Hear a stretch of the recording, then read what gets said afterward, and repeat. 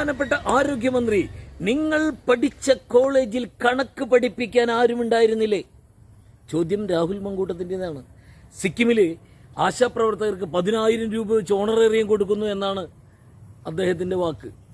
ആരോഗ്യമന്ത്രി പറഞ്ഞു, ഞാനത് പറഞ്ഞു, വളരെ വ്യക്തമായി പറഞ്ഞു, നിങ്ങളിനി അവകാശ ലംഘനത്തിന്, നിയമസഭയുടെ അവകാശ ലംഘനത്തിന് നോട്ടീസ് നൽകൂ. പക്ഷെ മാധ്യമങ്ങൾ അത് പറഞ്ഞില്ല. അവകാശ ലംഘന, ഞാൻ ചാനലിൽ ഡിബേറ്റിന് വരാം എന്ന് പറഞ്ഞ് ആ പരിപാടി അവസാനിപ്പിച്ചു.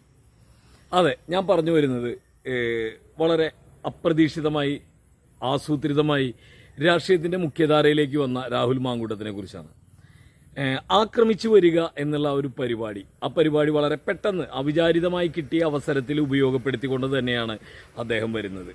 നമുക്കറിയാം, കഴിഞ്ഞ നിയമസഭാ തെരഞ്ഞെടുപ്പ് കാലത്ത് അദ്ദേഹം തന്നെ മറുനാടൻ മലയാളി ഇൻ്റർവ്യൂവിൽ പറഞ്ഞ പോലെ വളരെ പെട്ടെന്ന് ചാനൽ ചർച്ചയിൽ അവസരം കിട്ടുകയും, നമുക്കറിയാം PC ജോർജ് മറ്റുള്ളവരെ അധിക്ഷേപിച്ചുകൊണ്ടാണ് ചാനൽ ചർച്ചയുടെ മുൻനിരയിലേക്ക് വന്നത് എന്ന് വെച്ചാൽ ഇദ്ദേഹം പരിഹസിച്ചുകൊണ്ടാണ് ഓരോരുത്തരെയും അടിച്ചിരുത്തിപ്പോയത്. അങ്ങനെ മാധ്യമങ്ങളുടെ ഒരു അകമഴിഞ്ഞ സപ്പോർട്ടും മാധ്യമപ്രവർത്തകരുടെ കൂടെയുള്ള നടത്തവും എല്ലാം കൂടി അദ്ദേഹം ഒരു ഒന്നാന്തര രാഷ്ട്രീയ പ്രവർത്തകനായി, കേരളത്തിൻ്റെ യൂത്തിൻ്റെ ഐക്കണായി മാറുന്ന രീതിയിലേക്കൊക്കെ മാധ്യമങ്ങൾ അദ്ദേഹത്തെ അവതരിപ്പിച്ചു. ആ സമയത്താണ് പല കാര്യങ്ങളുണ്ടായതിൻ്റെ കൂട്ടത്തിൽ ആ സമയത്താണ് യുദ്ധത്തിന് ഉള്ള ഒരു അവസ്ഥ സംജാതമായി വരുന്നത്, പഹൽഗാം ആക്രമണം ഉണ്ടാവുന്നത്, അതുമായി ബന്ധപ്പെട്ടുള്ള ചർച്ചകൾ വരുന്നത്, യുദ്ധം ആരംഭിക്കുമെന്നുള്ള ഒരു തോന്നൽ വരുമ്പോഴാണ്. നമുക്കറിയാം 1940 തൊട്ട് 60 വരെയുള്ള ഒരു കാലം ക്ഷാമത്തിൻ്റെ ആയിരുന്നു. നമ്മൾ പലരിൽ നിന്ന് കേട്ടിട്ടുണ്ടാവും അരിക്കുള്ള ക്ഷാമത്തെക്കുറിച്ചൊക്കെ.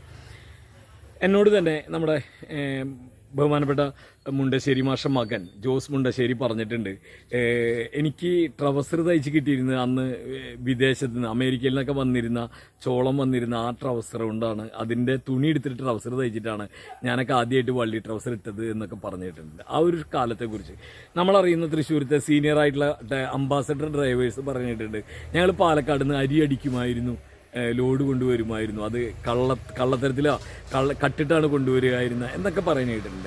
ആ ഒരു കാലത്തെക്കുറിച്ച് നമ്മൾ അറിഞ്ഞിട്ടുണ്ട്. അങ്ങനെ ഒരു കാലം വരരുത് എന്നുള്ളതിൻ്റെ ഭാഗമായിട്ടും, അതുപോലെ തന്നെ ആരെങ്കിലുമൊക്കെ എന്താ പറയുക വീരമൃത്യു വരിക്കേണ്ടി വന്നാൽ അത് നമുക്ക് നഷ്ടമല്ലേ എന്ന് വിചാരിച്ച് നമ്മുടെ പ്രിയപ്പെട്ട സ്വരാജ് പറഞ്ഞു, ദുഃഖകരമാണ് ഈ ഒരു യുദ്ധം എന്ന് പറയുന്നത് എന്ന് പറഞ്ഞപ്പോഴേ സ്വരാജിനെ കണ്ണൂരത്തെ ആക്രമണങ്ങൾ എന്ന് പറഞ്ഞാൽ ഏകപക്ഷീയ ആക്രമണമല്ല, പക്ഷെ മാധ്യമങ്ങളുടെ നിലയ്ക്ക് അങ്ങനെയാണല്ലോ, ആക്രമണങ്ങളെ വെച്ച് അതിൽ കൊലപാതകങ്ങൾക്ക് CPMൻ്റെ പങ്കിനെ കുറിച്ചൊക്കെ പറഞ്ഞ് ആക്രമിച്ചു. അത് എടുത്ത് കിട്ടിയ വഴിക്ക് തന്നെ എന്താ പറയുക, നമ്മൾ ഈ തൃശ്ശൂരൊക്കെ പറയും പ്ലാനായിട്ട് അരിമ്പൂവും കൊടുത്തു കഴിഞ്ഞാൽ അരമണിക്കിൽ ഇങ്ങപ്പത്തുള്ളൂ എന്ന് പറഞ്ഞ പോലെ രാഹുൽ മാങ്കൂട്ടത്തിൻ്റെ ഇത്തരം ഒരു ആരോപണം വന്ന ഉടനെ തന്നെ അടുത്ത ആളുകളായിട്ടുള്ള ശ്രീജിത്ത് പണിക്കരാതി ടീമുകളൊക്കെ ഏറ്റെടുത്ത്, മാധ്യമങ്ങളൊക്കെ ഏറ്റെടുത്ത് വലിയ വാർത്തയാക്കി. പിന്നീട് അതിന് ഒരു ഉത്തരം പറയാനായിട്ട് സാധാരണഗതിയിൽ കുറേ കാലമായിട്ട് മാധ്യമ ചർച്ചകൾക്ക് വരാതിരിക്കുന്ന സ്വരാജ് വന്നില്ല. സ്വരാജ് ഒരു വരവ്. ഇന്ത്യ യുദ്ധം പ്രഖ്യാപിക്കുന്നതിന് മുൻപ്, പാകിസ്ഥാൻ യുദ്ധം പ്രഖ്യാപിക്കുന്നതിന് മുൻപ് സ്വയം യുദ്ധം പ്രഖ്യാപിക്കുന്ന മാനസികാവസ്ഥയിലേക്ക് കുറേ ആളുകൾ എത്തി. അതിനാണ് നമ്മൾ ഈ ജിങ്കോയിസം എന്നൊക്കെ പറയുന്നത്. എനിക്ക് തോന്നുന്നു 1870 മറ്റോ തുർക്കിയും റഷ്യയും തമ്മിലാണ് തോന്നുന്നു ഒരു യുദ്ധം പൊട്ടിപ്പുറപ്പെട്ട സമയത്ത് ആ യുദ്ധത്തിൽ പക്ഷം പിടിക്കണമെന്നൊരു അഭിപ്രായം ബ്രിട്ടനിൽ ഉയർന്നു വന്നു. അവർ യുദ്ധോന്മാദികളായി മാറി, ബ്രിട്ടനിലെ ഒരു വിഭാഗം ആളുകൾ. ഇപ്പം തന്നെ യുദ്ധത്തിൽ അണിനിരക്കണം എന്ന നിലപാട് അവർ സ്വീകരിച്ചു. അങ്ങനെ യുദ്ധഭ്രാന്തന്മാരായ ആളുകളെയാണ് ഈ ജിങ്കോയിസ്റ്റുകൾ എന്ന് വിളിക്കുന്നത്. അങ്ങനെയാണ് ചരിത്രത്തിൽ ആ പേരുണ്ടാവുന്നത്. അത് ഒരു ചെറിയ കാര്യമല്ല, അതൊരു പ്രത്യേക മാനസികാവസ്ഥയാണ്. ആ യുദ്ധ കാമുകത, യുദ്ധാഭിമുഖ്യം, അത് നമ്മൾ എതിർക്കപ്പെടേണ്ടതാണ്. യുദ്ധത്തിൻ്റെ കെടുതികൾ അറിയുന്ന ഒരാളും അതിനുവേണ്ടി ദാഹിക്കില്ല.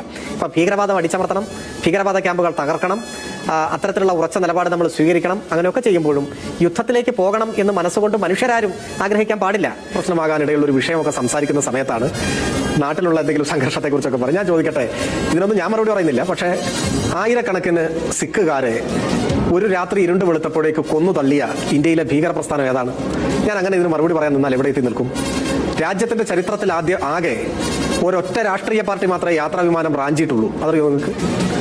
ലോകത്തിൽ ഭീകര സംഘടനകൾ ചിലടത്ത് ചെയ്തിട്ടുണ്ട്, പക്ഷെ ലോകത്തിന്റെ ചരിത്രത്തിൽ ഒരേ ഒരു രാഷ്ട്രീയ പാർട്ടി മാത്രമേ വിമാനം റാഞ്ചിയിട്ടുള്ളൂ. ഇങ്ങനെ ഒരു വിമാന റാഞ്ചൽ കഥ നമ്മുടെ ഒന്നും ഓർമ്മയിലോ അറിവിലോ ഉണ്ടായിരുന്നില്ല. എന്തായാലും സ്വരാജിന് നന്ദി. കോൺഗ്രസിന്റെ കഷ്ടകാലം. 46 വർഷം മുമ്പ് ദില്ലി പാലം എയർപോർട്ടിലേക്ക് താഴ്ന്നിറങ്ങാൻ പോകുകയായിരുന്ന എയർ ഇന്ത്യ വിമാനത്തിൽ നിന്ന് 2 പേർ തോക്കുമായി ചാടി എഴുന്നേറ്റു. ഈ വിമാനം ഞങ്ങൾ ഹൈജാക്ക് ചെയ്തിരിക്കുകയാണെന്ന് അവർ അലറി വിളിച്ചു. ആ രംഗം കണ്ട് ഞെട്ടിയ യാത്രക്കാർ റാഞ്ചികളുടെ ആവശ്യം കേട്ടപ്പോൾ ഒന്നുകൂടി ഞെട്ടി. ജയിലിൽ കഴിയുന്ന ഇന്ദിരാഗാന്ധിയെ വിട്ടയക്കണം. 1978 ഡിസംബർ 20 ഇന്ത്യ ഞെട്ടിത്തരിച്ച ആ റാഞ്ചൽ നാടകം അരങ്ങേറിയത്.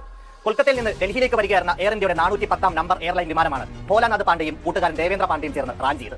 അടിയന്തരാവസ്ഥയ്ക്ക് ശേഷം അധികാരത്തിലെത്തിയ ജനതാ സർക്കാർ ഇന്ദിരയെ ജയിലടച്ചിട്ട് അധിക നാളായിരുന്നില്ല. കുറച്ചു നേരത്തിന് ശേഷം റാഞ്ചികളെ പോലീസ് അറസ്റ്റ് ചെയ്തു. പിന്നീട് ഇന്ദിര ജയിൽ മോചിതയാവുകയും 1980 തിരഞ്ഞെടുപ്പിൽ വിജയിക്കുകയും ചെയ്തു. പാണ്ഡെമാർക്കെതിരെയുള്ള കേസ് പിൻവലിച്ചു. 1980 കോൺഗ്രസ് ഇവർക്ക് നിയമസഭ ടിക്കറ്റ് നൽകി.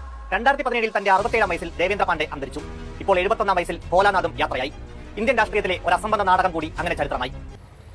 ഒരൊറ്റ വരവ് അത് എന്താണെന്നറിയൂ, യഥാർത്ഥത്തിലുള്ള ക്വാളിറ്റി അത് കണ്ടിരിക്കുമെന്നുള്ളതാണ്. സ്വരാജിനെ ആക്രമിച്ചു.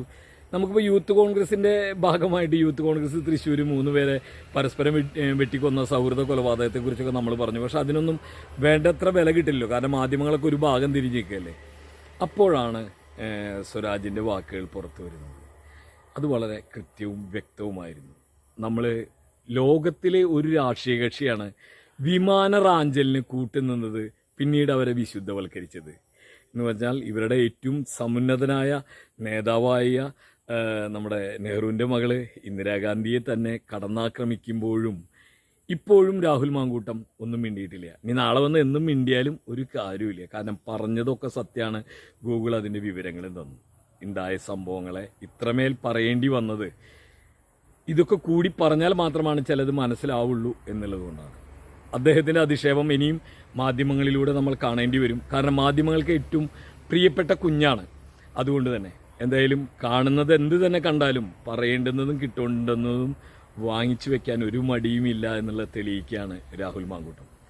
ബഹുമാനപ്പെട്ട MLA, എല്ലാവിധ ആശംസകൾ.